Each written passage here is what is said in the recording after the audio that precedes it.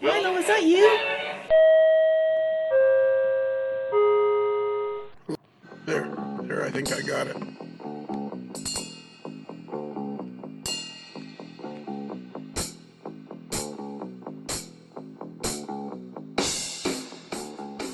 Bruce, can I ask you a question? Sure. Do I have to give an answer? No. Okay. Technically, you don't have to give an answer. Ask away. Is this the first podcast since the last podcast? Yes, it is. This is not an all-star variety hour. This is not a episode. This is just a show. Just a show. This is a big show. Big show. And to be completely honest with you, all I can remember is that we were talking to Andy Zimmerman. Right. I don't remember what the subject was, but we got him on the show. And then because Andy likes to talk and I like to ask questions, it was going to be a segment on an all-star variety hour. And then we all kept talking, and so then it turned into a show all by itself. Now, I'm assuming it was Andy. We somewhere probably talked about NMRA standards, amongst other things. Yeah, we're definitely talking about standards. There you go. But I think we were talking about something else. I forget why we got him on the show. There was something that happened that tweaked my interest that got him on the show. So now we're about to listen to a show that I have no idea what it's about. But I do know it's sponsored by Rapido Trains. Your fast track to model railroading fun. Rapido Trains, your fast track to model railroading fun. I love those jingles. Those jingles are great, aren't they? I know. They're really, Thanks to Mr. Jingles for arranging to get those in. Mr. Jingles made some jingles. Where he took time. You know what? Mr. Jingles took time out from his aviation corner to do some jingles for the podcast. Wow. What a guy. And Aviation Corner is also sponsored by Rapido Trains. Your fast track to model railroading fun. If it's N, if it's H-O, the fast track is Rapido. And for those of you who aren't aware of what Aviation Corner is, pretty much every viewer mail show that we do is on the Patreon channel. And for some reason or other, Mr. Jingles wanted to talk about aviation because he has a friend that's a pilot with American. I think it's American. Yeah, I think it is. I'm not sure. Because I think American flies out of the Dallas-Fort Worth area. It's a hub. Yeah. It's a hub. DFW is a hub. It's a hub. And so anyways, somehow he ended up doing Aviation Corner, which has now turned into its own syndicated show that takes up, half of every viewer mail. So anyways, that's what we talked about. This is with Andy Zimmerman. I can't think of much else to say other than it's a good show. It's always a good show with Andy Zimmerman. Absolutely. We like Andy. Andy's a straight shooter.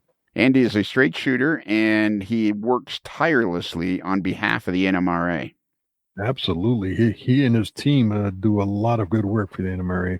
They sure do. And the standards are important. Now, coming up, we're going to have a few shows with different. We're going to have another show with John Doring. We're going to have a show, Martin Jenkins, for the worldwide director at large. He wants to come on the show and talk about some of the discussions from the most recent national convention some decisions the board has made. And then I'm going to have another show with a young fella named Derek, who's 32, who basically doesn't agree with most of what the NMRA is. It's not that he doesn't agree. He just, he's got some very good points about how the NMRA could improve. And then we got another email from another fella that will be interesting to talk about that loves the NMRA. Is this not a correct or incorrect? I feel like this is a correct statement. It seems like the NMRA is split into two camps. Those who see a great value with the NMRA and those who don't. Would that be a fair statement? I think so. It's been like that for years. Like they sign up and they get their magazine in the mail or online or whatever they're doing, and they're wondering why they're not having any fun. Oh, I signed up. What's going on? Well, it's like anything. NMRA, if you take the effort to get out and participate in local activities, you will have a blast. You'll meet great people. You'll find out all sorts of stuff. They got all sorts of good clinics and videos online on their YouTube channel, also on the NMRA website, in the member sections, all sorts of good stuff. So if you become an NMRA member, you have the keys to model roading world in your hand if you want to make a little bit of effort and get out and partake in the activities. The only place where I disagree with you on that, and I don't entirely disagree with you, is that I feel like the NMRA needs to understand that not all the members necessarily want to participate in and get out and go to events and things like that. Like I think a lot of people are members of something and they just want to, they want to get something for their money. They want to belong. Not everybody is a social person.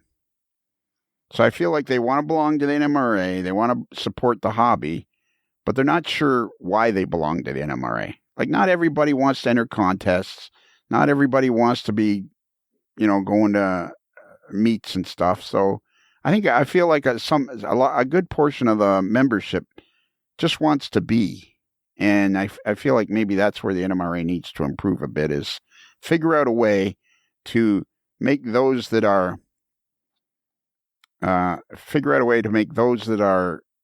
interested in being in the hobby just be in the hobby. Does that make any? Yeah, and again, it's like almost any organization. Some guys will join and that's all they do. They're a member, they're happy. Yeah. I feel like that's where I'm at these days with the NMRA, is I don't really need anything in return. I just want to be a member. And like I've said, I'll be the last guy I'll be the guy turning out the lights if the NMRA ever goes away, because I just belong because I feel like it's a way to support the hobby. And they've done a great trade, like 90 years old next year. The NMRA is. Yeah, that's for sure. 90th birthday coming up. And to prove, and as at my point of, they need to utilize the internet more. I noticed that the annual notice of the annual general meeting of the NMRA Canada, which I don't understand that whole thing, but that happened years ago, is going to be on Zoom because they've had a very poor turnout in the past. See, that's what I think they need to. That's why I think the NMRA needs to really start to utilize the internet and have more connection with people. But then you'll get I don't want to do that. You'll get the ones who bitch and complain because they don't want to turn on their computer and yada, yada, yada. And the other guys, hey, great. So, let's go for it. So and I would say it may be somewhat of the older generation who are not taking kindly to the technology and don't want to use it. But then there's a lot of them that will. But then the problem becomes that there's a lot of people under the age of 40 or 50 that see no use of the NMRA. Like this, somehow you got to get the younger, and by younger, I mean, let's say anything under the age of 45. Somehow you've got to get these people to see some sort of advantage to belonging to the NMRA. And, I'm like you, basically, if you get involved, you're going to enjoy it a lot more. But I'm not so sure. It's kind of like being a Leaf fan. It's like, there's nothing like being a Leaf fan. There's nothing like that. Maybe a Cubs fan or something like that. Yeah. Well, even the Cubs won the pennant or won the World Series. True. They did. Yes. They beat Cleveland that year. Yes. That's one thing. My son and I were talking about football pools because it's that time of year. Oh, it is too. Yes. And he was telling me that they call the stadium, the NFL stadium in Cleveland is called the Factory of Sadness. That's beautiful. It's in the old factory district down on the waterfront of Lake Erie. And years ago, they came up with the nickname of the Factory of Sadness. That's funny. You could kind of say that about the Leafs. It's kind of like the Dome of Sadness. Yes. Yeah. Because what are we coming up to? Like, we only need another 3 more years, and it'll be, what, 60? Yeah, 60 years. 60 years of frustration, man. Yeah, holy mackerel. Yeah. Like, you could be, right now, if you're a Leaf fan and you're 60 years old, you would not remember the last Stanley Cup win. You would have to be 63, 64, say 65 years old to have any memory of the Toronto Maple Leafs winning a Stanley Cup. Yeah, the last time they won, I was 11 years old. I was 13. And it was in a black and white TV in my parents' house. And with Ward Cornell. Yes, and Bill Hewitt. That's Foster's son. Was Ward Bill Cornell at Cornell? a hot stove lounge. Yeah, exactly. All right. Let's get to the show. Yes. Subway chimes, go. So, check. This check's for you. Check. Check. Is everybody's microphone working? Andy, say something. Everybody's check duty. Andy, say something. Okay, I'm saying something. Say something. There he is. All right. So, Andy, this is a segment of the podcast, and we've already hit the record button because you're here, and there's no point in wasting any time. So, some time ago, at some point, let me introduce everybody that's here, like I didn't do on another segment that we recorded. But then You do the intro. yeah. So the people we have here is Brad, aka the Professor Williamson. Good evening, everyone. AKA Stubby. We have the modeler, simply known as Kelly. Hello. We have the mail boy. Yes, sir. And we have Todd Treaster, who is recently retired from the Norfolk Southern Railroad as a locomotive engineer. Good evening. And is about to start on a career of legendary operating sessions that people are clamoring to be part of. And he's going to get help from Brad. Oof. Yeah. And there's the drawback. Good help is hard to find, and Todd hasn't done that yet. Right? Yeah. We still love you, Brad. Don't worry about it. Thank you, Todd. Thank you. So anyways, Todd and Brad are end scalers. Brad belongs to some sort of a thing called T-Trak, which I have no idea what it is. Some sort of complicated. Are you there, Andy? You're not saying anything. Oh, I'm just listening and waiting for you to Okay. So anyways, do your thing. so Brad belongs to some convoluted thing called T-Trak, and him and another guy, Patrick Moore, a.k.a. Toffee, have a page called the Iron City End Scalers, which is like got 42,000 members or something like that. I don't know. Some crazy Of number. which I'm a proud one. Are you? Seems like there's Yes. more and Isn't more it? people are becoming members of Iron City End Scale. The other day, we were interviewing somebody, and he was a 3-rail O-gauger, and Brad said, you got to join our Iron City group because we take everybody. And he did. He did join. Cool. Right after. Oh, there you go. Right after we got done recording that. He Yeah, so signed up. you're over 1,200 members now. Yeah, we are. Wow. That's cool. It's the new world. It's the new age of model railroading. It's what's going to make this hobby spectacular. Wow. Look at this. This just in from the Iron City End Scale. We have recently concluded a successful theme weekend and are eager to announce our next theme weekend, which will take place on August the 17th, 18th. The theme for this upcoming weekend is Iron City West. Well, it sounds like there's starting to be conflict between sounds like turf wars going on. between Iron City East and West now. Yeah, it sounds like West Side Story all over again. Yeah, exactly. It's like the Bloods and the Crips. Yeah. Yes, What was the theme weekend? Norfolk Southern Heritage. Any of the predecessor railroads that went into Norfolk Southern were fair game. And what, did you post pictures or something? Yes, either pictures or videos. Okay. Yeah. All right. So, Andy, the reason we got you here is because Brad is all excited about this thing you contacted me about is at the 2026 NMRA National Convention. And let me highly recommend national conventions to everybody because if you get the chance to go, they're just endless amounts of fun. There's endless amounts of useful information in the form of clinics. There's tons of really cool tours. Some of them are layout tours. Some of them are prototype tours. But you cannot go wrong going to an NMRA national convention. Unless somebody named Brad wants to go with you, then that's the whole thing. That's a highly unfair assessment right there, I think. This is the conversations I've had with Brad over the last couple of weeks. Are you going to Detroit National Convention? And I'm like, maybe. He says, if you're going, I'm going. I'm like, I think I got to fix my lawnmower that weekend. Didn't you have to wash your hair or something too? Yeah. So, okay. You're very excited about this, Andy. Who came up with this idea? So it's a world record for trying to get the most T-Trak modules together and make the biggest T-Trak layout ever. Is that it? Yes, it is. Yeah. Yes, it is.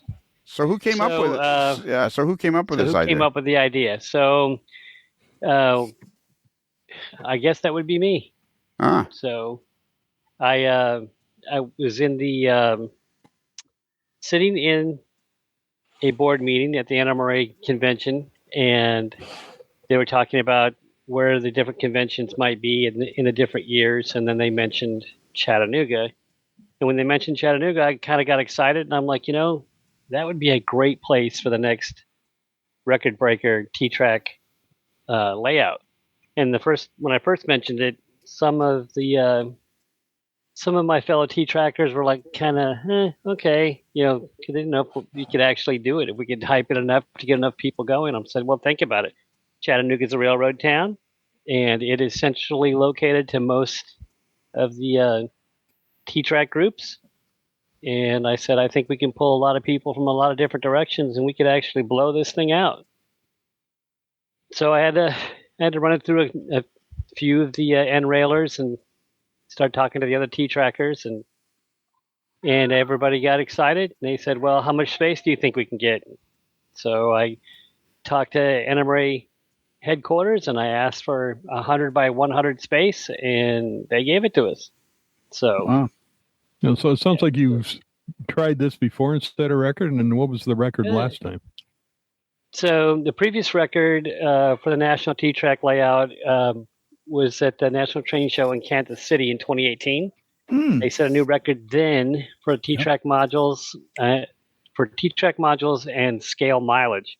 It was a 75 by 50 space, utilized 92 tables, had over 61 participants, 340 modules of all sizes, which came out to about 732 single module equivalents, which is, the 12-inch module equivalents. It's not 12. It's not 12 inches. It's a little over 12 inches. Yeah, it's 12 and an eighth, isn't it? Yeah. It's 12-ish. Let's go with 12-ish. Well, yeah, but I mean, but if then it's 12 and an eighth inches.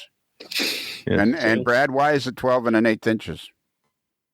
I told you I'm not answering that question anymore. No, it's because of. I told you you should have turned in your key to the studio too. and that didn't happen either. Yeah, exactly. and yet here you are. It has to do with the size of sections of Kato Unitrack, which correct. It comes out to I think it's 310. Is it millimeters? Yeah, to 310 millimeters. You got it. Yeah. So that's why it's not an even numbered inch, because Kato Unitrack is metric. Oh, I got a question. So we're off top. We're now going off topic. Everybody, buckle up your seatbelts. We're coming back to this topic because we want to do a proper. This will probably almost certainly be on the free channel because you want to get as much exposure to this as possible. So I'm assuming, Bruce, that when they get their world record T-Trak module layout together, they're going to be running Rapido trains. Your Fast Track, the model railroading fun. If it's N, if it's H-O, the Fast Track is Rapido. He must have been on mute. Sorry, Jason. What? Well, I said didn't it. hear There, no, there was like a gap for like 3 seconds. Well, I said no, it wasn't that long. Well, we'll Oh. play it. You know what? We'll time it. Dead space. All Yeah, right, dead we'll play it. space. So anyways, where was I going with this?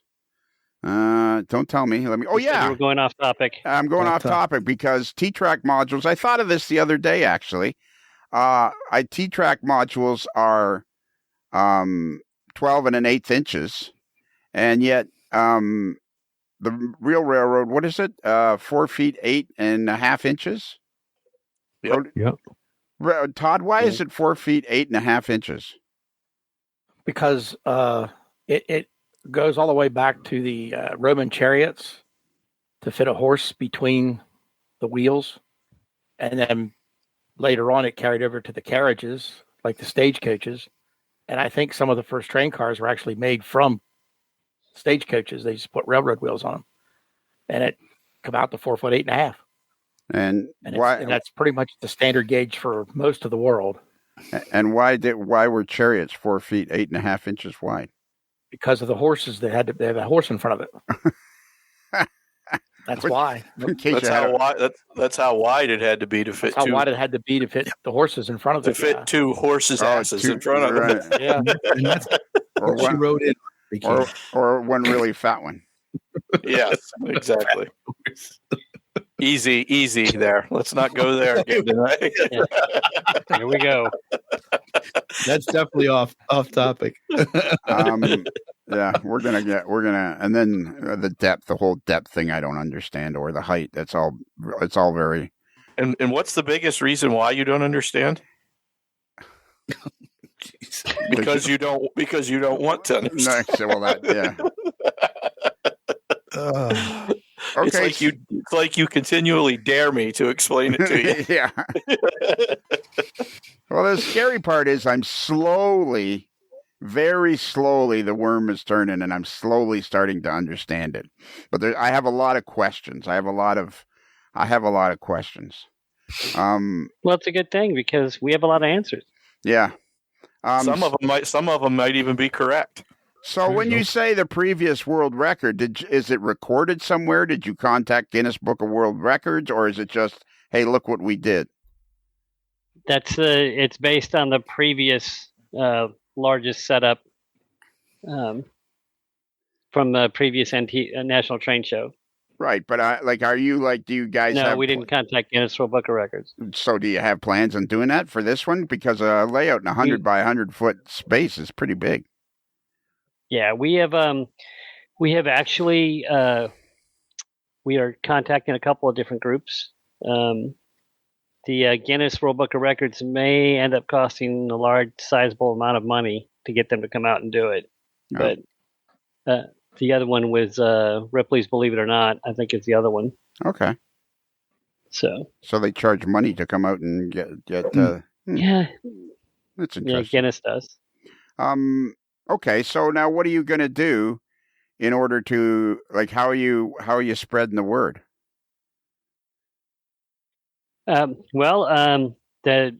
We're using, or this is all falling under the National T-Trak layout, and the group, the National T-Trak layout, they've been spreading the word through social media. All right, time out. I have a question. What is, I apologize for interrupting, but if I don't ask it now, I'll forget. What is the National T-Trak layout? Is that another organization? It is. Can you find it anywhere on the intranet? Yeah. So just look up National T-Trak layout and it'll pop right up. There's a page and a group. Of course there is. Did you know of this, Brad? I did, yes. Okay. And when did. Yeah, why didn't you tell me? I didn't know you wanted to know. It's a secret. It's model railroading. We want to know. Okay. It's a secret for T-Trackers only. Okay. Good. Now we're getting into the reading. Yeah. You just saved me there, Andy. Thank you. All right. So here it is, National T-Trak layout. See, now this is getting more and more interesting about us. So this is some sort of how did this organization come to be? Actually, I don't know that the the specifics in the beginnings, but I know it started out as offset from N-Rail. The people who Bruce Arbo and Fei Chen started it when they started doing these large layouts at national train shows. So, Brad, who invented T-Trak? I apologize, but I don't know. Lee Monaco Fitzgerald. Gerald. Okay, Yes. how about that?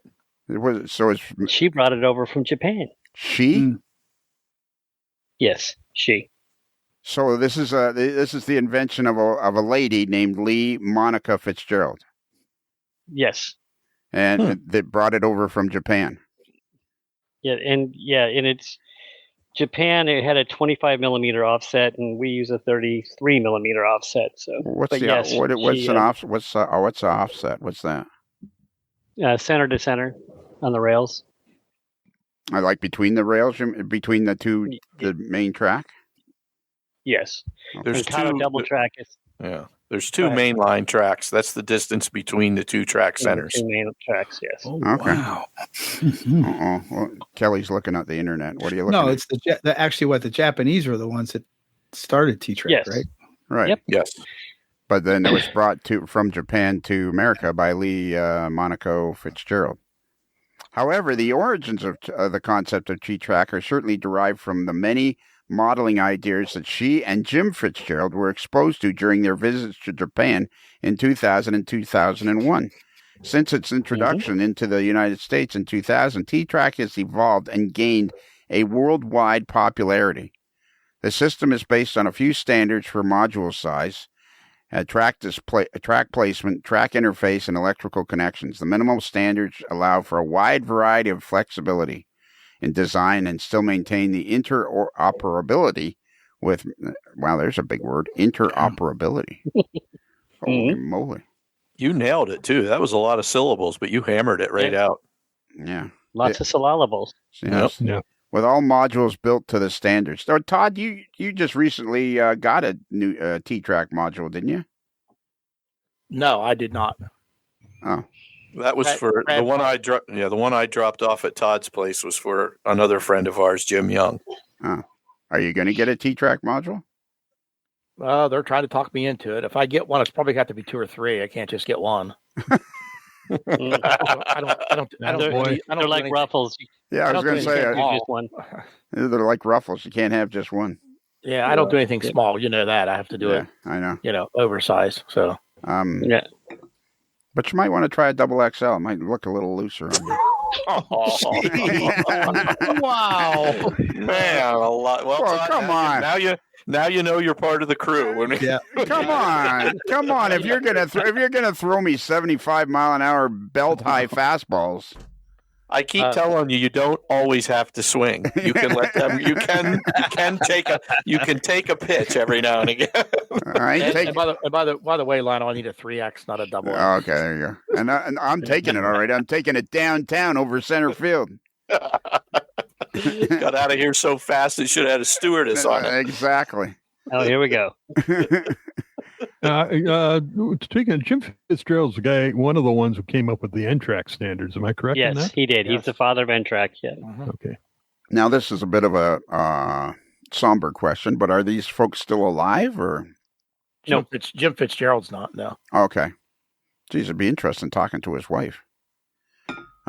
Okay. So now I met him a few times. He was a very nice man. Okay, cool. That's good to know. Lee's no longer with us either. Oh dear. So did they come visit your layout or something, Todd? No, I met him at there are several train shows in the years past. Okay. I met him in down in Alexandria. Geez, that's got to be 30 years ago or better. Right. I met him there. I met him a couple other places too, different places we went to and train shows Andy, you want to make sure you get on Todd's good side because he has this really cool layout, the New York, Susquehanna, and Allegheny, Pittsburgh subdivision. And he's going to have these legendary operating sessions in the years to come.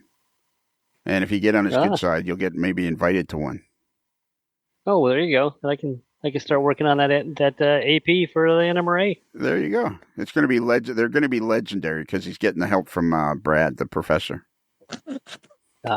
Yeah. I want to be up there at the level of Uncle Dave is, and that make me happy. Yeah. Or at least part way there. And I wanted to play hockey like Wayne Gretzky. I wanted to be a locomotive engineer too, and that dream came true. There you go. Atta boy. There we go. Atta boy. Set realistic goals and you're good to go. Yes. You're well on your way. So all right. So I can't believe there's a national T-Trak layout organization. And like, do you join, or what? How does that work? You can join the page, but it's they're basically, they set up all these large layouts for different NTS shows. So they handle all the logistics behind, like talking to Kato and getting the tables in and making sure all the power is set up to run the train smoothly, and they coordinate the layouts between all the planners. And how many what was I going to ask you? I was going to ask you a really good question. Don't tell me. Let me think about it for a minute. I don't remember. But how many people were involved in showing up with their modules? Well, yeah, that too. But I was thinking, like, okay, so I see that they have I remember the question. It wasn't that good after all, but I remember it. How many of these shows? How many times a year would the National T-Trak Layout Organization get together at a show? I don't have a really good answer for you for that. I know they've done it at least since I've been involved. They've done it at least twice in the last several years. But the last record breaker was actually happened. I think it was scheduled for 2020, and that COVID kind of ruined everything for that. Right. So they did a virtual one. Yeah, boy, I'm glad to see the backside of COVID and virtual stuff. Mm-hmm. I never latched onto that whole virtual thing. So this doesn't happen very often then. No, it doesn't. Okay, but they have this really cool organization where it's basically you belong to very similar to the Iron City N scale, where you belong to the page, and therefore you kind of are part of the group and you're up to date. Because it says clubs included, and there's a long list of clubs included. Hey, Brad, you want to get you guys on this list of clubs included?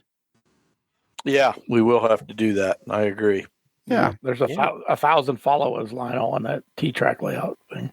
On the Facebook page? Yes. Okay. Mm-hmm. So, all right. So are you now are you the guy? Are you the guy in charge of this?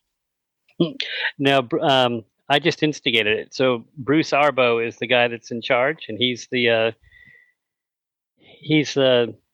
I guess the president of the National T-Trak Layout. So he is getting together with a lot of the different members across the country and getting people set up to start to make this thing happen. And we're looking forward to it, and we invited a lot of this first stage was a lot of the kind of planners and electrical. I made sure that we invited Brad, so we have an idea man. So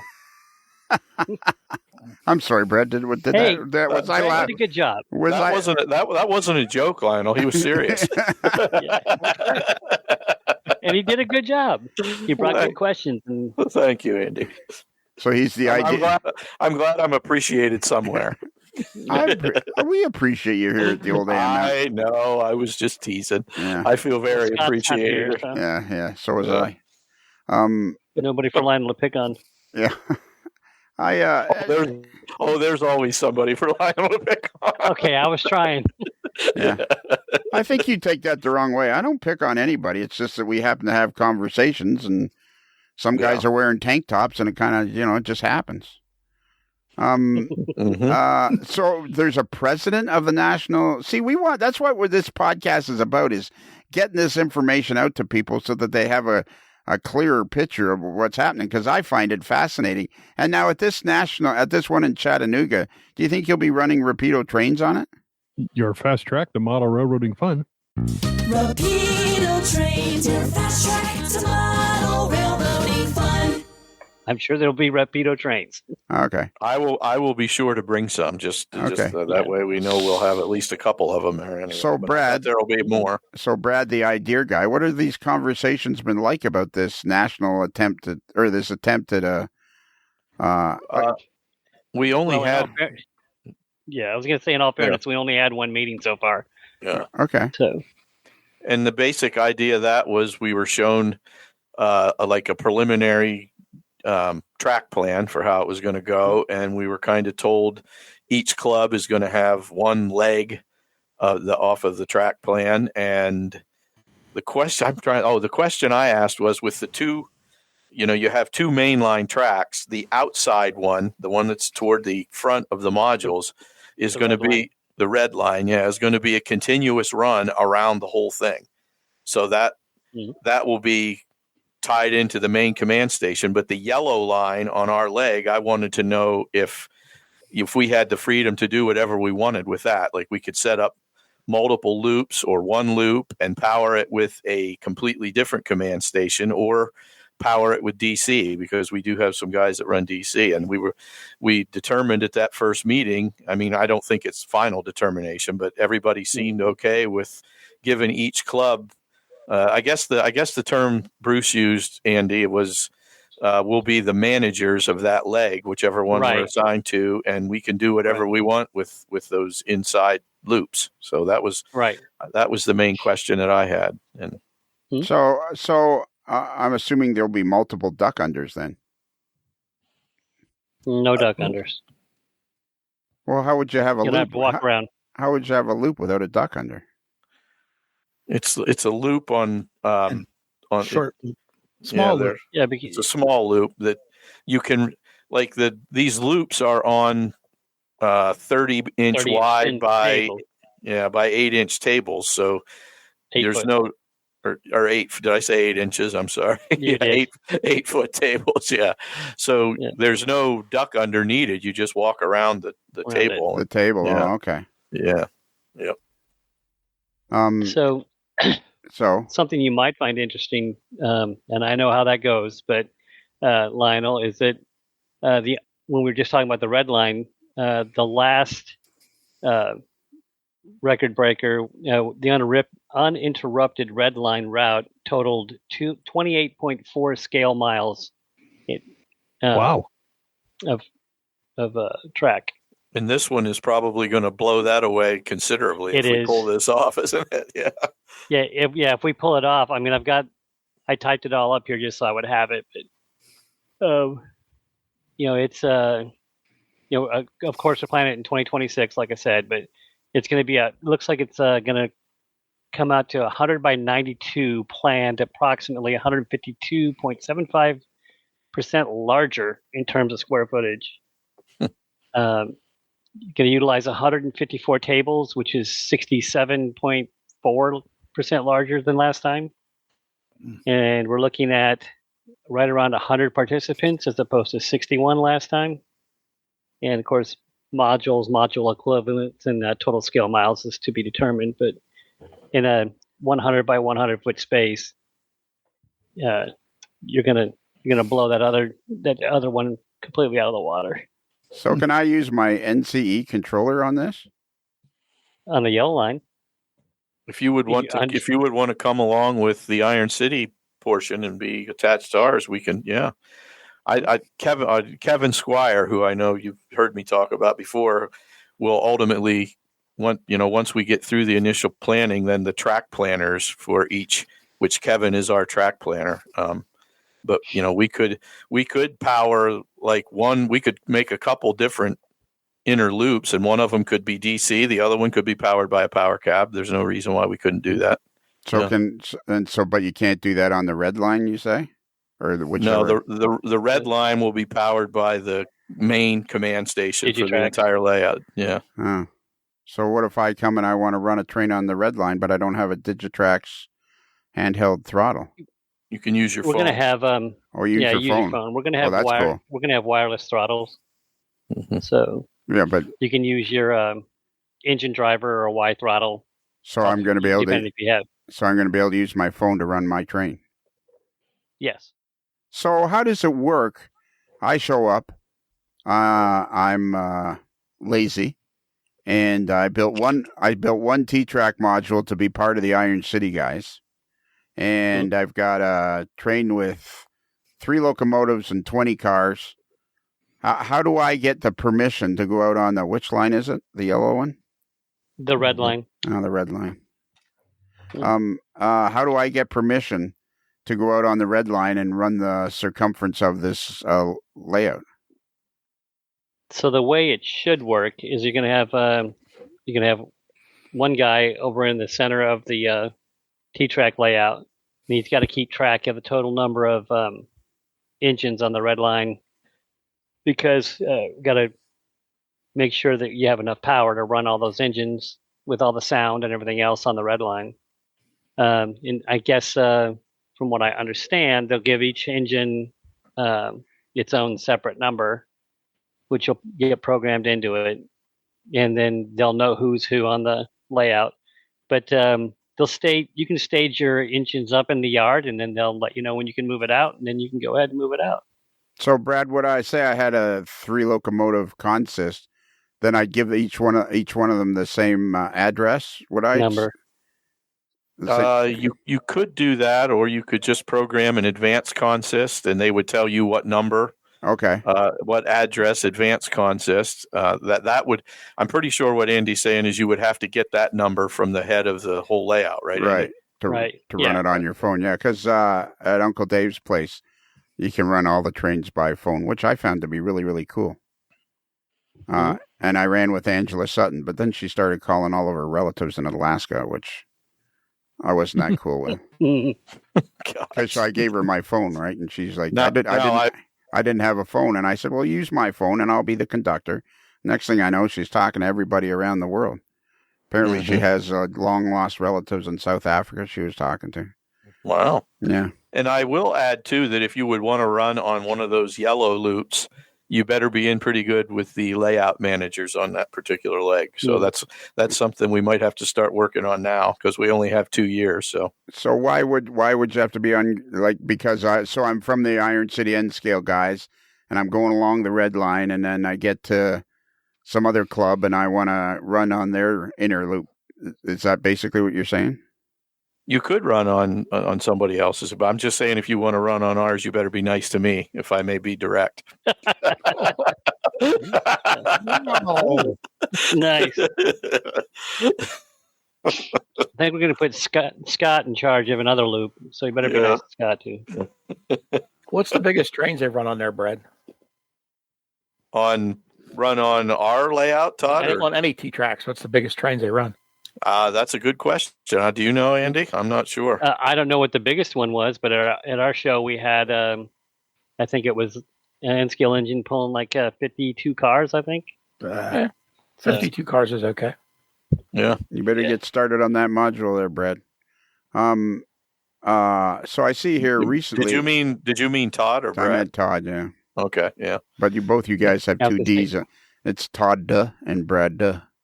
Yeah. We have unwanted D's on the end of it. Yeah, unwanted D's. Yeah. One of the D's is silent. Extraneous D's. Yeah. The second D is silent. It says here, very recently, and recognizing his hard work promoting T-Trak, the National T-Trak layout, we've added Andy Zimmerman, president of the Big Bend Model Railroad Association of Tallahassee, Florida, to our board. Andy is also the NMRA's National Standards and Conformance Department manager. You know, I've come to realize, Andy, that standards and conformances of the NMRA are critical to this hobby. Critical. Absolutely. Absolutely. Thank you, Lionel. Critical. Not really much of a selling point, but they're critical to the hobby. Oh, here we go. And we're on. Well, no, that's just a fact. It's like the top dead center of what your forerunner is really of no consequence if the radio works. If you're going to sell something, you sell the shiny parts, not the greasy parts.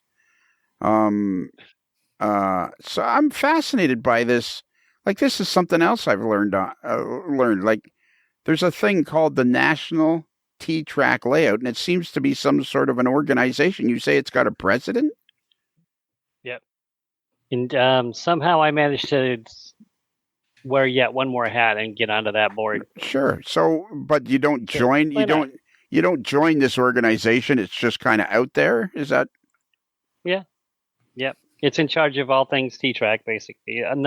Not like the parent organization NRail, but I mean, for these big setups and layouts, National T-Trak Layout is the one that organizes it. And the people that organize it, they know, they know a lot of the manufacturers. They have close personal relationships with them, so they get Kato to sponsor things. They get other organizations to sponsor things to kind of just make it a bigger, better, shinier thing. So. Right, yeah. And did you know of all of this, Brad, as a T-Trak guy? Yeah, I've become familiar with it. I think Kevin Squire is the one who brought it to my attention, but yeah. Yep. Kevin, with you're trying to set the all-time size record, are you going to attempt to get everybody to string a whole pile of locals and cars together to see how long of a train you can actually run on this thing? Did you mean Andy? I think you said Kevin. Oh, sorry, Andy. Yeah, sorry. Yeah, sorry. He did say Kevin. I was like, I did say Kevin. Yeah, I'm names down. I don't see Kevin. Sorry, Andy. I apologize, Andy. Andy. Yeah, he did say Kevin, but I wasn't going to point it out to him because we all knew that there is no Kevin, and he was talking to Andy. But you guys insisted on pointing it out. I apologize. Well, Andy wasn't sure that he was talking to him. I don't think that's why he didn't answer. Hey, I looked and I said, "Well, wait. There's Brad. There's Kelly. There's Bruce. There's Todd." And there's some guy named Evil. There's some guy named Evil Overlord. The Evil Overlord. Yeah. and the Todd. Okay. So yeah. So what was your question there, Bruce? Repeat that one again. They're going to have this giant layout, and it would seem to me the logical thing to do is somehow coordinate everybody who's got locals and cars to string them all together and get one ginormous train transited in this thing to see what, like 70 locomotives and 495 cars, which is probably what Todd has in his yard. But more than that. Okay. Sorry. So my small, I have 495 in my small yard. But he has room for one more. Yes. Yeah, there's always room for one more. Every picture that you ever post of the yard, some guy always finds a spot for one more car. I appreciate that guy pointing that out to me too. Yeah. Because it upsets me. And that's why he does it. Yeah. I know that. And the circle is complete.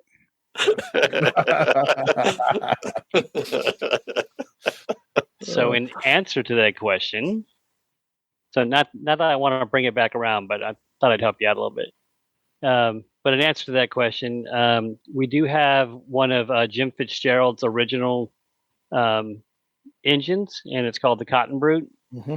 And it's a N-scale engine, and it's actually got depleted uranium in it.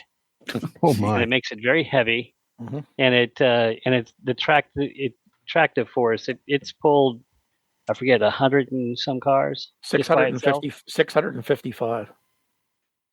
That thing was at the Altoona N scale show. Yeah, either last year or the year before. I think it pulled 655 on one of the N-Track layouts one time. Wow! It very well could have. That thing is a beast. Yeah. So, and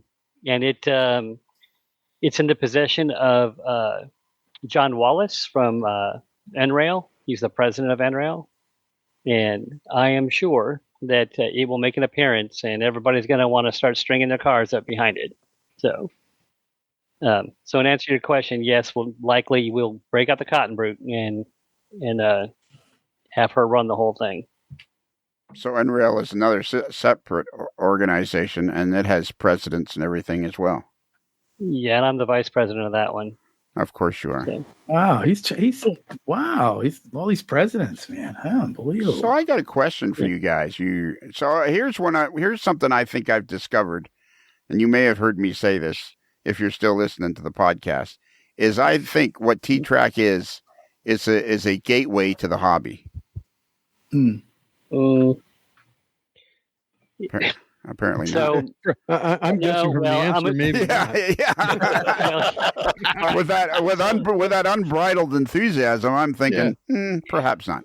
It can be, but I hate to label it like that because a lot of T-Trak modules have taken a lot of awards at different shows, and they're actually quite good pieces of art and excellent running modules.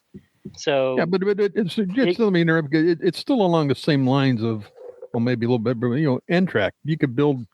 You may not have space for a layout, but you can build modules and take them around. The same thing with T-Trak. You might have space for a layout at home, but you can build a whole pile of T-Trak modules. It could be plain and simple. It could be detailed as you want, and as you indicated, something. But it allows somebody who may not otherwise be physically from space or whatever to get into the hobby and enjoy it in a small footprint. And they're easily stored on shelves. And if we can find another bunch of guys, he takes his 10 modules down and puts them in the layout, and away we go.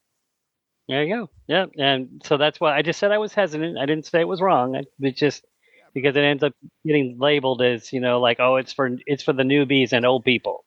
No, so but I think it's I can see me building a module because I'm friends with Brad, and it'll be fun to be part of the group and blah blah blah blah. But I can't see me building a very extensive one. It'd be something pretty simple, just so I can belong to the group. But for somebody like what Bruce was trying to say is for somebody that's kind of seen the hobby for the first time at an NMRA train show or a Greenberg train show or some other place. I mean, really, so long as you can put the T-Trak module together and the track on it and spread some ground foam on the thing, boom, you're in there. Yeah, to me, that's what the gateway thing means. I mean, you can. I mean, I've seen guys build their first module and they're on their first attempt. It's, some of them, are a first attempt, but I've seen other ones that are Class A modeling right on the first attempt. Let me throw something out for Andy and Brad and those who are involved in this thing. Why not set up some sort of clinic where you can go and build a T-Trak module and then have a spot you can plug it into this record-breaking layout? Yeah, that's a good idea. That's a cool idea, yeah. It's a decent idea for a clinic. Where, as a matter of fact, at the Sunshine Region Convention this year, we're going to be doing, I'm actually hosting a T-Trak building clinic in a CMR donated 15 singles. Oh, wow.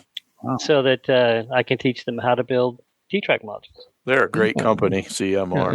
And to me, this is an ideal thing. If somebody's interest, don't know how to vote. Okay, here's the clinic at the National in Chattanooga. You come here for half day or day, whatever. We will walk you through all the steps to build this T-Trak module, and then we'll take it out into the convention hall or the trade hall, and we will plug it in to this record-breaking layout, and you will be part of that record-breaking layout. Bruce? And you got modelers forever. Yeah. Exactly. Now, Bruce? Yes? I try not to be too critical of you as best I can. So why are you laughing, Kelly? I think Brad's supposed to be the idea guy. Yeah, well, Brad would seem to be struggling a bit, so I just thought I might slip him a few notes. Thank you, I think. So what did you guys mention? CMR? What is that? Didn't you say something? They build laser kits. They have a whole huge product line of laser wood kits, from everything from storage and for paint and is it just other desktop organization CMRproducts.com. Say that they have a really nice line of decals too. Yes, very nice. They do. Yes, they do. Kelly, could you say that to me again a bit slower? Yeah. CMR products, all one word, Okay. .com. Thank you, Kelly. That would be Charlie Mike Romeo. Kelly? Yes, sir. I know I haven't said this to you for a while, but I want to say it on the air. I love you, man. I love you too. Oh, jeez.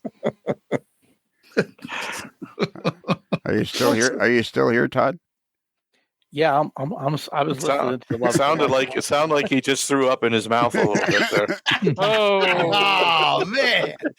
Well, I told you I loved you a little while ago, Brad. Yeah, Yes, and I threw up in my mouth as well. Here's a little known fact that the senior chief may not know is that Kelly went on a Tiger cruise and all they do was bitch and complain. The water was too loud, the doors were too low, and things like that. So that gives you an idea where he is. Hey, I had a good time. Yeah. So, so I'm looking at this company, and they have all sorts of N-scale T-Trak completely assembled modules. Andy? Well, they sell them as a kit. Andy, I think I'm going to insult you, but it's not meant as an insult. Okay. Okay. This is not meant. These are the best. Here we go. No.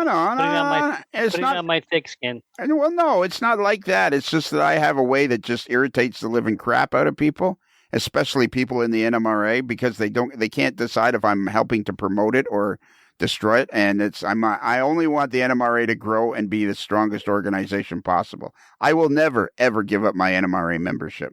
I'll be the last guy out. I'll be the guy turning the lights off if we ever get to that. And I would not be an NMRA member if not for Lionel and Bruce explaining things to me. And so, yes, you are a promoter of the NMRA. There's no doubt about it. So when I said it's like a gateway to the hobby, and your answer was, "Well, I'm not sure," that sounded very NMRA boardish. Like you're a board member of the NMRA, or you're a department head. That sounds very NMRA-ish. I believe they can't. And the NMRA needs to loosen up. You know what? Hey, it was.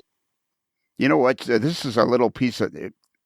Brad, Kelly, Bruce, you're gonna love this idea. Todd, you're gonna love this idea. This is a home run.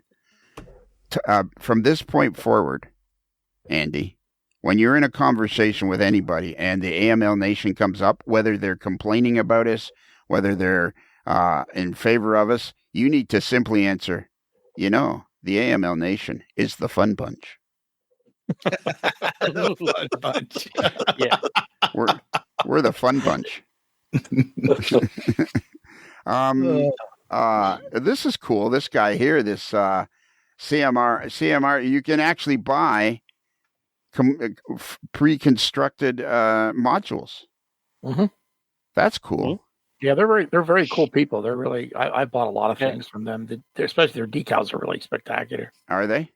Yes. Mm-hmm. And they're about the only place you can get Nittany and Bald Eagle, which we were talking about. Yep. I just did an Everett Railroad for the superintendent of the Everett Railroad. Yeah.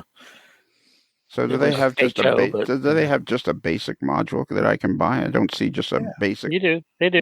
Right. They have just a single module if you want to buy it. They do singles, doubles, triples, quads, inside corners, outside corners. I know, but I just want to.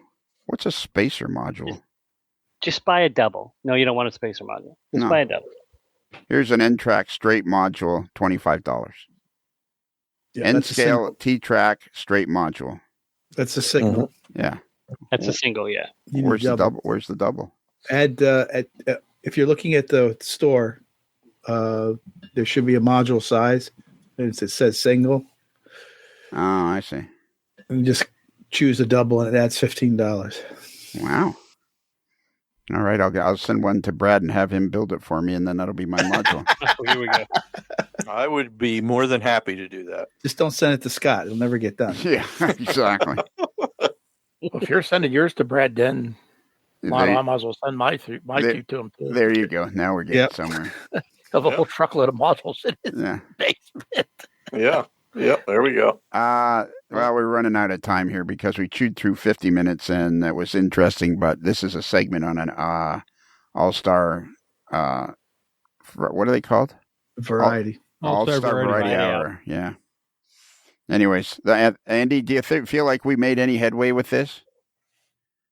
I'm sure we did. Yep, a little bit. All right. It's on. Andy, would you become willing to come back and give us updates as the big day? Oh, absolutely. Yeah, we're going to need updates. So- We're going to need constant updates. And I just wanted to say thanks for coming on here, Andy, and thank you for including us at Iron City in this. We're pretty excited about it. I was absolutely thrilled to do it. So, matter of fact, I think your name was the first name that I put out there when they said he wanted he wanted a group of like 10 or 12 people to like start it off, and I said, then we need to get the Iron City N scale guys. I said, we already know who the Southeast region folks are, so we need to start pulling people in from the different organizations. Yours was the first name I came up with. So how many organizations are there, Andy? Any guess out there how many there are? Total number of T-Trak clubs? No, it's huge. And it's international. So it's matter of fact, the UK just started up. I know Gordy has been making files. They started up a whole brand new UK printer. You can print them. Yeah. Yeah, he does the and he did some N-Track modules that way. Yeah. I know it's big in Germany too. Yeah. Yep. So are you going? Did you go out to the national convention now the key word here is, did you go out to the national convention in California? Where was it? Long Beach. Long Beach. Did you go? Yes, I did. Okay. And when you were walking around and you guys were talking, and then somehow the AML, my name came up, and the AML broadcast came up, and I'm thinking right now, probably not necessarily in a favorable tone, because they don't really understand us. Did you reply quickly? You say, well, the AML Nation is the fun bunch. It's the fun bunch. Yeah. Kind of like the Brady Bunch, but funner. This is a good opportunity to come together too, Lionel. If you really do want to be a part of it, that would be awesome. We'd love the Iron City right now. Open invitation. We'll save a spot for your module and for you. But the only problem I was going to say, the only problem I see there is eventually there'll be some sort of power struggle, and I'll be wanting to be the president of the Iron City N scale. You know what? That'd be Kelly's a natural job. Take over. Yeah. Actually, I've retired from a couple of positions. Oh. So if I understand, what you're saying, anybody who's AML Nation wants to partake in this, they can contact you and you'll work them in. Heck yeah, because that was Absolutely. we talked about that too. If the group can't fill up the space they've been allotted, we can have other people. But yeah, Bruce, you're a member of Iron City. Yeah. So absolutely. And I would say anybody else in the AML who wants to be part of it, we'd be happy to have. Yeah. And I think we did, Andy, talk about if we had more modules that could fit on the allotted space, we could get some extra tables or something too. So yeah. Absolutely. Do you have a contingency that if it ends up that there's more people than you can take, that you can extend it? Yeah, we can get more tables and extend our leg. Yeah, that's it. I mean, the space that you have, we can go past as long as we stay in that. Well, that's 10,000 square feet. All right. So 10,000 square feet. That's a lot of trains. That's a lot of trains. Especially in N scale. Yeah. You never know. Kelly, I don't see where it says that there's a double. Where are you looking? Are you on the store page? I'm on CMR. I am on CMRI products. Does it say online store at the top? Yeah, it says CMR products. That's where I am. Online store, Railroad Hobby. And then I'm scrolling down. It's like the Gorge double. And then you see N scale T-Trak straight modules. Well, way down. It's got a picture of a module. Yeah. One. And then I see one. Yeah. Yeah. Click on that box. So you got a box. You click on that. I see. Move it from single to double, and then if you want triple or quad, I'm modeling horseshoe curve in the 8A and get the quads. So do you know? So Kelly, quick Hey, Brad, do you know how long a double module is? I believe it would be 620 millimeters.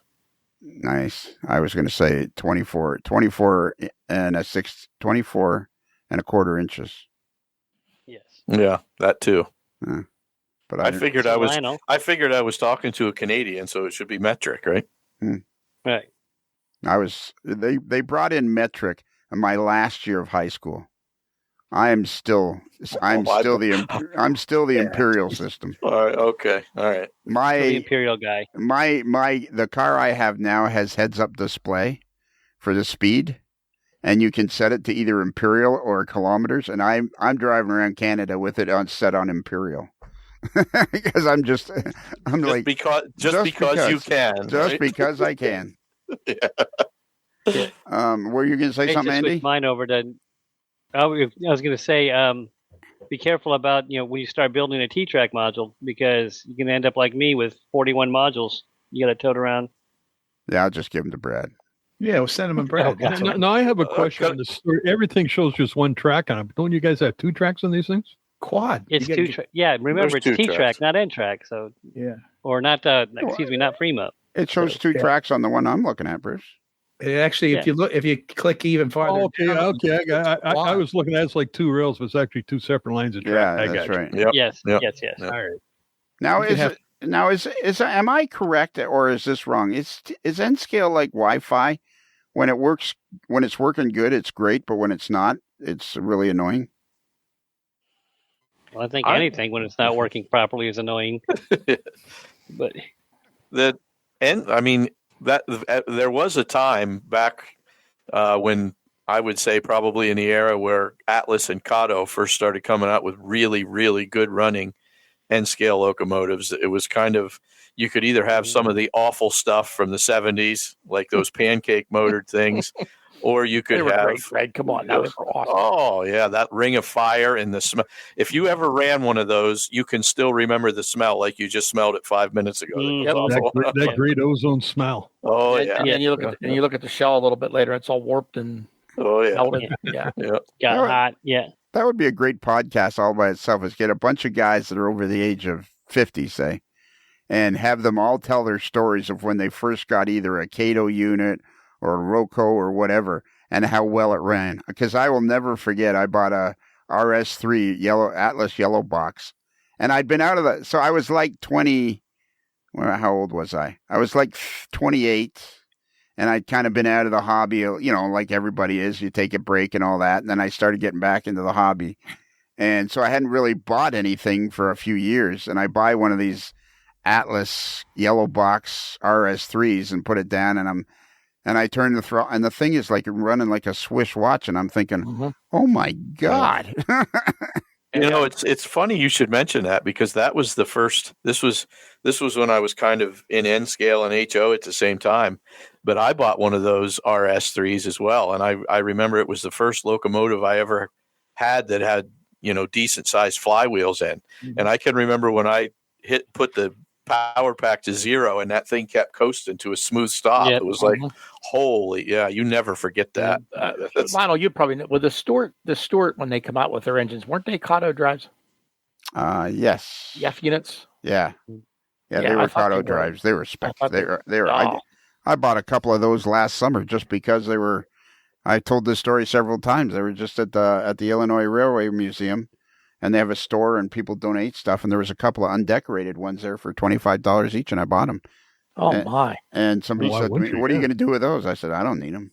But you can't leave them. You can't leave them here. They're like they're like abandoned puppies. You got to buy I remember them. those. You put an AB set of those on an HO layout, like we had the Model Road Club here, and we ran a 100-car train around there with them. It was like crazy. I tell you what we need to do. We've already kind of talked about this, Lionel, but if you are able to go, we need to have an N-scale A&LS train to run around the world record layout. Yeah, but then that'd be cool. Somebody's got to build it and paint it. And I'll do it. All right. I think we need to. I just need the art. If you can, AML car. If you can get me the artwork, I'll have some decals made up. And okay, which color scheme? If you need help with that, Brad, I'll help you. Which paint scheme? I'm not very good at it, but I'll help you. Which paint scheme are you going with, Brad? I'm only familiar with the green and yellow one. Well, if you buy your November, you didn't read the follow-up issue of MR. I think that was November '96, wasn't it? I think I was telling that story recently on another podcast. Somebody said, no, Keith Thompson came by because I had started painting my engine locomotives green and yellow because I was so full of myself at the time I was thinking, well, I can't do red and yellow because when I'm in an MR, they're like Tony Custer's, and I can't do blue and white because it'll be like Alan McClellan's. So I better do something. So I picked green and yellow. But then I quickly realized that ended up looking kind of washed out against the Green Mountains. So then I started painting them different paint schemes. And Keith Thompson comes by, and we're having an operating session. He says, "Man, I really like these different paint schemes." To which I didn't want to say, "Well, I'm just kind of testing stuff." And he goes, "You should write an article about these different paint schemes, about the evolution of a paint scheme on a freelance model railroad." And I'm like, "Sure, okay." What was your favorite? Yeah, my favorite.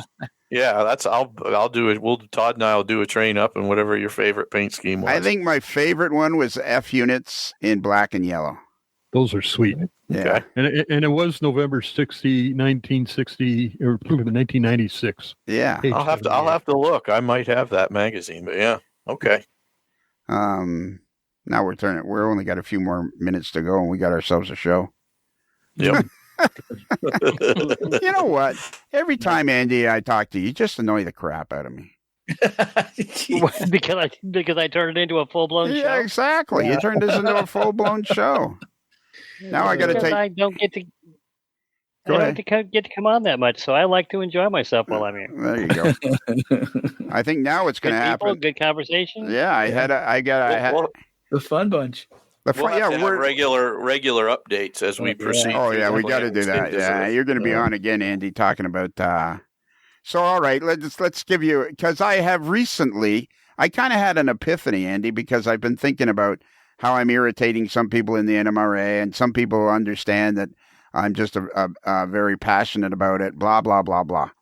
And then I kind of had an epiphany that without the standards and conformances, the NMRA and the hobby would not be the way it is. So the standards and conformances is probably one of the most important arms of the NMRA. It won't help you sell cars, but it is one of the most important things. So tell us what's new down in the head offices of the standards and conformances of the NMRA. So, matter of fact, I just finished my report to the board just this evening. So, we're doing a few things. We're creating some new gauges for some of the fine scalers. We're all right. Hang on.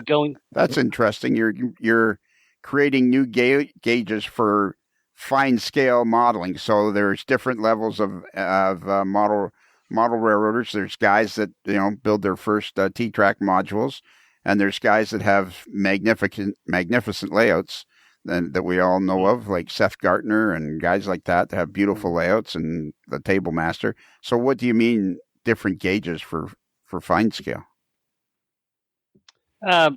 Basically, it's narrow gauge. The narrow gauge guys. Okay. So like the ON3 guys. Right, or HON 30 or HON 30. And why do they not have gauges? Like, does the standard NMRA gauge not work for them? Well, they've requested their own gauge for some of their stuff, so we're looking into how we can do it and provide them at a decent price point for them. Is there going to be an NN3 gauge, Andy? I don't have that on my list at the moment, but I will certainly entertain it. Oh, how about ZN3? Oh, jeez. Oh, God. Why not?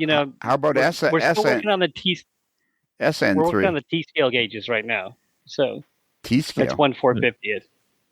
What's T-scale? Like really, really tiny. Really tiny. Half the size of N scale, isn't it? It's half the size of Z. It's actually it's even less than that. 1/440th or 1/460th, something like that. Are we talking T as in Tom? Yes. Yep. Yes. I've never even heard of tiny. I've never even heard of T-scale. Don't correct me if I'm wrong. Don't they use cell phone vibrating things to make them move? I don't know. Yeah. And they're magnetic, and they can run upside down on the track. They can upside down. They can hang off the track. Yeah. Yep. Everything comes full circle. Lionel magnet traction is back in town, and Well, it's the only way we can keep on the track because the wheels are so small. Yeah. Yep. Well, I've never even heard of T-scale. Who wears T-scale? Who's doing that? We had some T-scale at our show just this past June. Yeah. Really? And they do make, CMR does make T-scale modules. That's T-Trak what the modules. size of a business card must be then. Yeah. Yeah, they're small. They're really small. Wow. I think they make bullet trains now, don't they? Isn't like Tomax or one of them companies in Japan making bullet I think trains? the one that we have, I think it's actually a bullet train. Yeah. Yeah, and back to your scales. I know some of them like 0 and 30. You basically, I think, have or had at the time. No, it's so literally. Yeah, we have that. A plastic thing that you snap the HO standard right, gauge into, right? And so they getting a full metal one or just still? Well, the plastic one is for your modeling. So make sure it's a clearance gauge. It's just to make sure everything clears.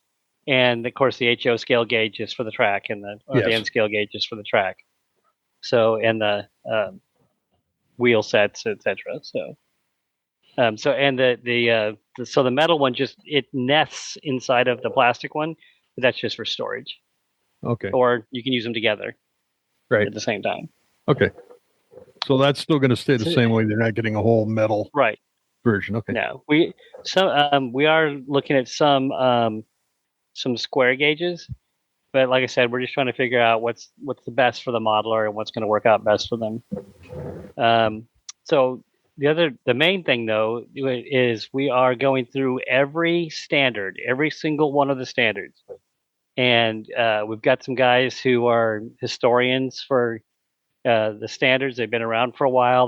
They were here when a lot of the stuff was in its early stages, so we all got together and we are going through every single standard and we're cleaning it up and making it easier for the average modeler to read and understand and follow.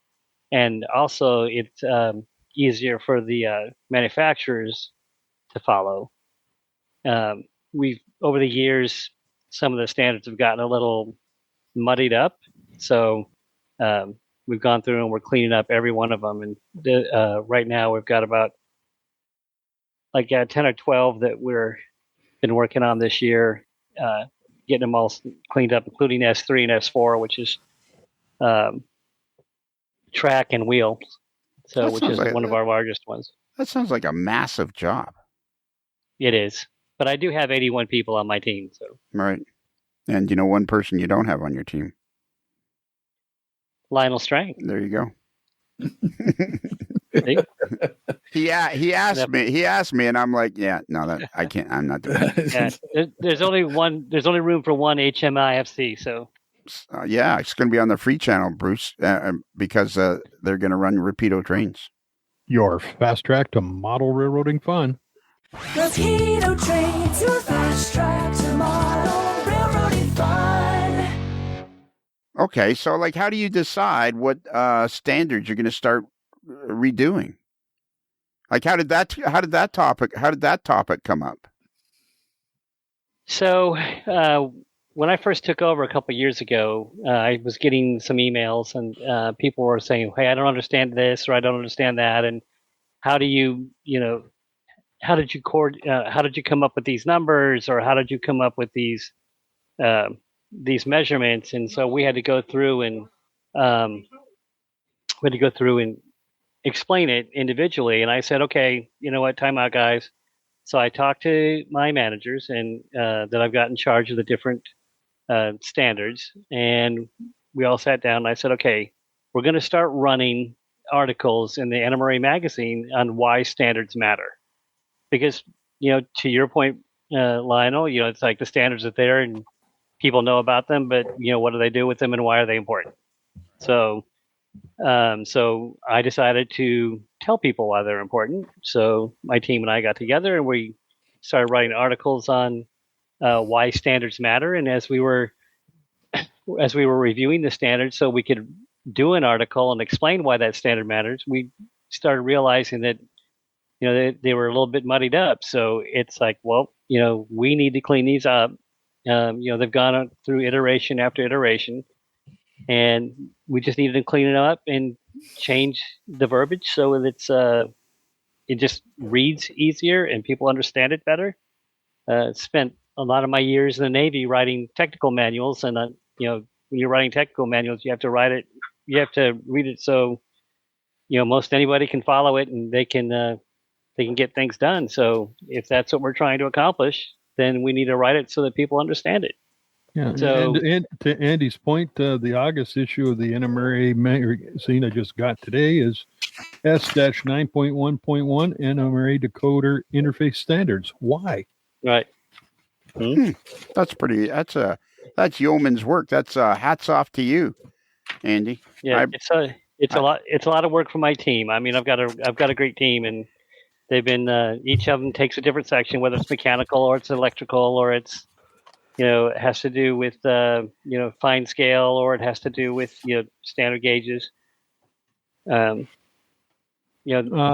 make sure. Are you looking for additional people to help with the standards? And if so, how could they get involved? If they want to get involved, all they have to do is email me. And you can just send an email to tech-chair at nmra.org. And you tell me what area that you would like to step into. We've got electrical, mechanical. We have modular standards. So if you're like a Z-scaler and you want to talk about Z-scale modular model railroading, we have a place for you. Let's see, if you're, depending on what your skill sets are, we'll find you a team to get onto. If you're a DCC guy and you understand it really well and you want to be part of the next generation of DCC and the next thing, and we can get you on that team. If you're just great at programming, we can get you on a different team. Brad? Yes, Lionel. I think I've had a great idea. Okay. You might want to pass this one along to Andy, but I think this is a great idea. Okay. What the Standards and Conformances Department needs is a guy who's the head of the fund department. Right? Like I'd be the chairman. Are you volunteering for that? Yeah, I could be the head of the fun bunch department. I think that would be a perfect role for you, I think. Yeah. I would totally join that group. There you go. Yeah, me too. I would too. But I'm going to join a group of railroaders tomorrow morning at 6:00. So yeah, there you got it. Okay, we're going to wrap this up then, Todd. Just hang on a minute. We're going to wrap this up because what we're going to do for this particular show, as everybody has already realized, is we created a separate introduction, and now we're going to leave this part of the show and go to a wrap up. Yeah, thank you. Thanks again, Andy. Yeah, thank you, Andy. Yeah, no worries. I'm glad I stayed. Yeah, and you're going to come back. Well, you didn't stay because you were just you showed up. I'm glad I didn't leave. Well, you didn't. There's nothing going on before this. This is a separate segment. Are you going to be a problem, Brad or Todd? Todd. I'm glad I joined this segment. Man, guilt by association. Oh, I knew you weren't talking to me that time because I'm going to be a problem. Yeah, exactly. And I'm friends with Brad, so sorry.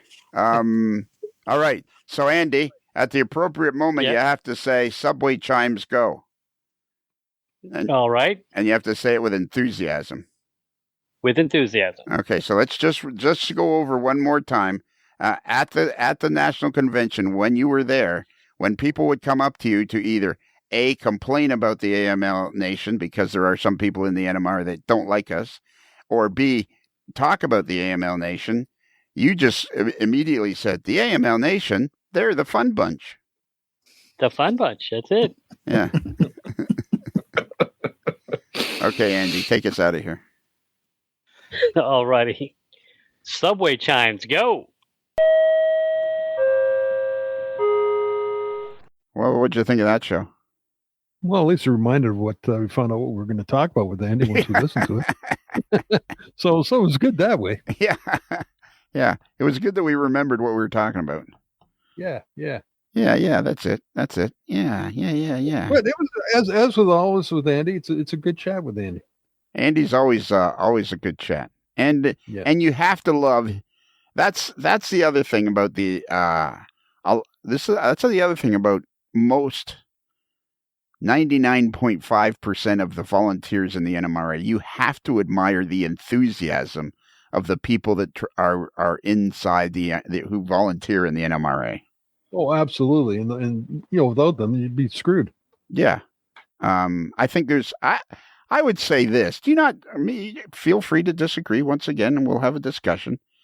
But I think maybe my discussion about eliminating the divisions, I feel like the NMRA is bureaucracy heavy, over heavy. Too much bureaucracy, too many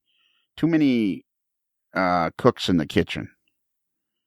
I think they got too much at the top level. They need to concentrate more on the lower levels. Yeah.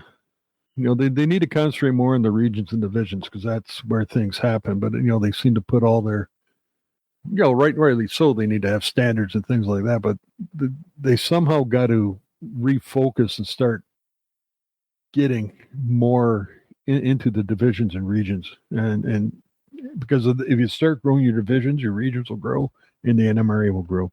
Yeah, that's right. They gotta concentrate on the ground level, the divisions. Yeah.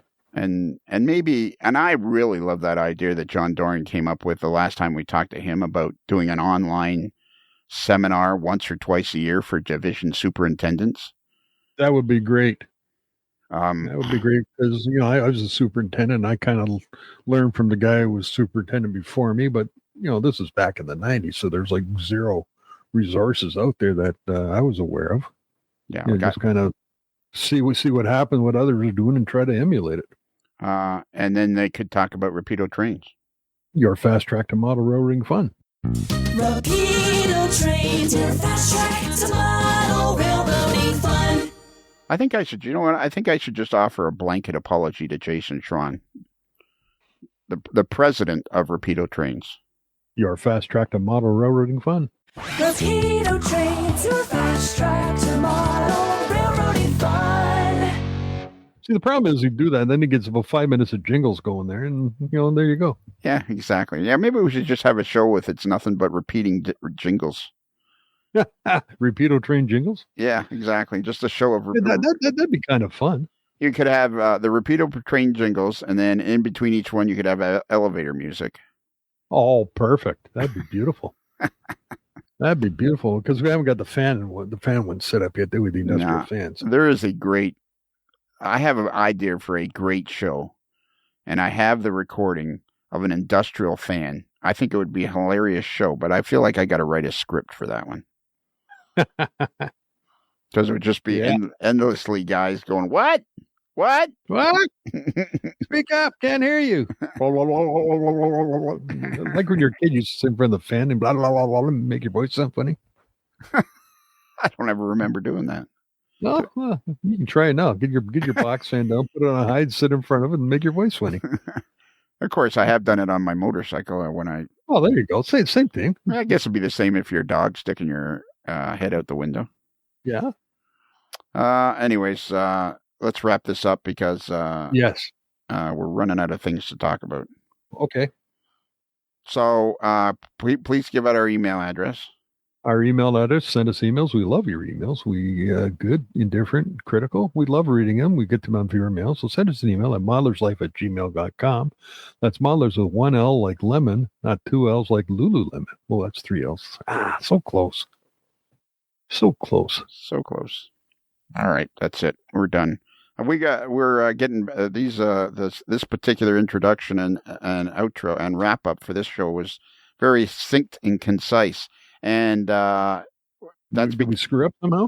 No, I don't think we screwed up. You and I aren't too particularly chatty tonight on this particular show, or today, or whenever it is you're listening to it. Right. And because we put out an invitation to the modeler simply known as Kelly.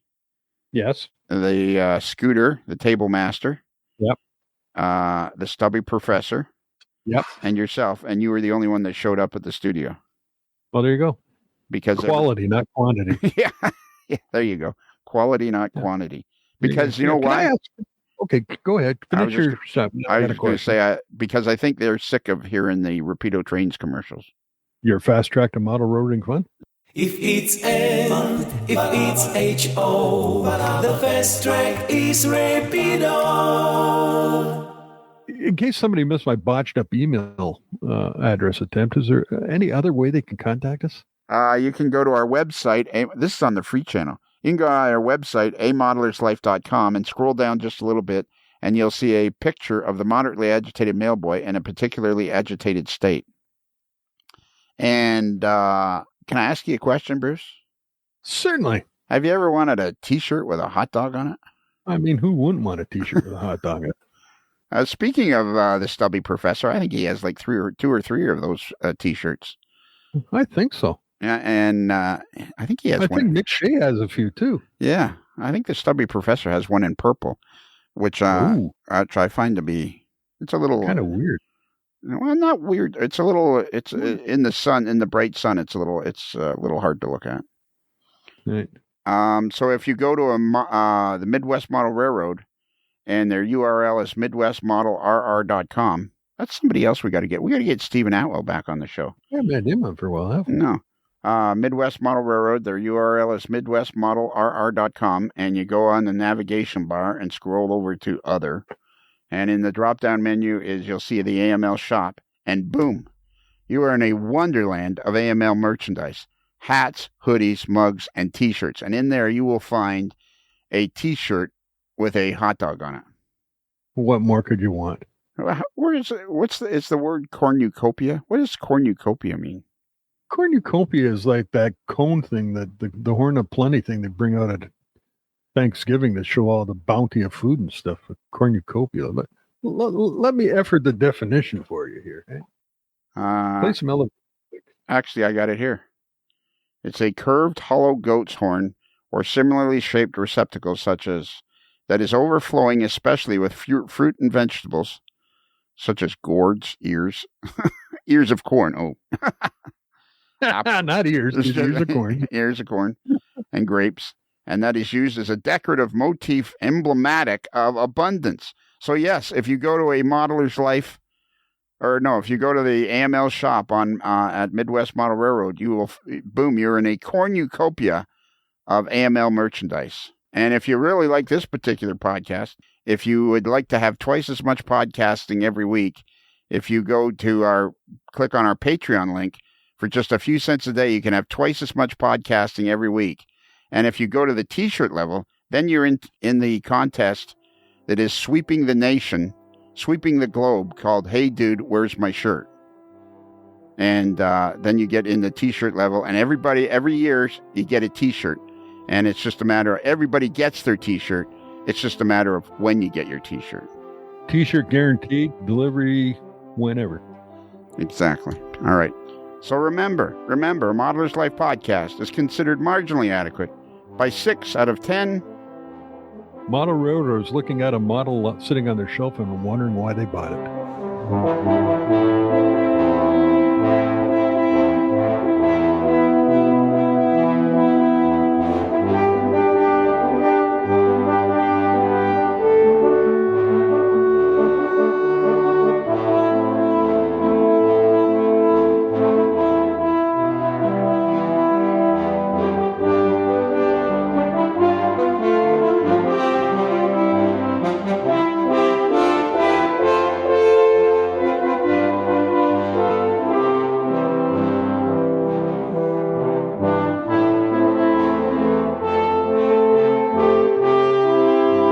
Transportation for AML guests provided by Diamond Limousine.